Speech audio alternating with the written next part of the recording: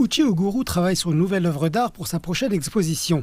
Mais il ne s'agit pas d'une peinture sur toile traditionnelle. L'artiste plasticienne utilise des morceaux de magazines et de journaux mis au rebut comme réceptacle pour ses créations. Rien n'est perdu. Quand on regarde plus profondément, on peut trouver un sens à quelque chose que personne n'aime, ne regarde, et le message que j'essaie de faire passer, c'est de raconter l'histoire du Nigeria. Cela montre que nous pouvons aussi utiliser ces déchets, que nous pouvons les utiliser de manière signifiante et que nous pouvons raconter nos histoires. Rien n'est un déchet pour moi. Quand vous observez quelque chose en profondeur, vous pouvez y trouver du sens. Le Nigeria produit des tonnes de déchets chaque année, mais leur gestion représente un énorme défi. Une population croissante et des efforts de recyclage limités ont contribué à l'abondance des déchets dans le pays. Les artistes du pays se tournent désormais de plus en plus vers un art respectueux de l'environnement en utilisant des matériaux recyclés. Uche affirme que son œuvre encourage les gens à être plus conscients du traitement de leurs déchets. Cela a été utile dans un sens parce que je connais beaucoup de gens qui veulent se débarrasser de leurs magazines. Donc ils m'appellent et je récupère ces magazines avant de les utiliser pour produire des œuvres d'art. C'est donc une manière de gagner de l'argent grâce à ces déchets, donc je vois ça d'un œil positif et parfois je vais faire des programmes de sensibilisation où j'enseigne aux gens comment faire des collages pour que plus de gens puissent aussi exploiter cela et se faire de l'argent, comme ces jeunes à qui je l'enseigne dans mon alma mater. Obi Nwagbe est un autre artiste plasticien et conservateur soucieux de l'environnement à Abuja. Il a réalisé des dizaines d'œuvres d'art en utilisant des textiles et des boîtes de conserve au cours de la dernière décennie.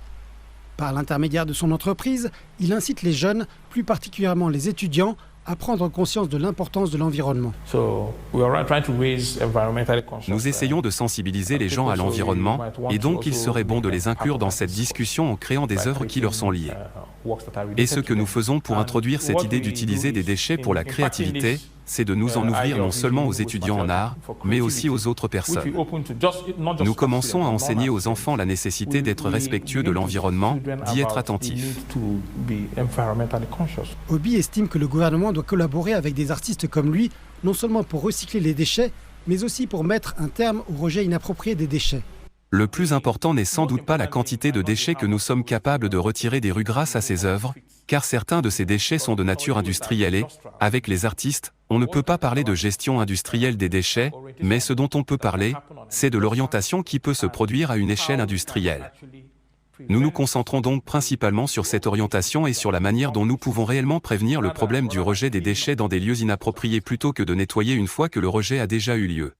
Les experts en environnement estiment que même si ces partenariats sont importants, l'élaboration et la mise en œuvre de politiques sont également essentielles pour résoudre les problèmes de gestion des déchets au Nigeria.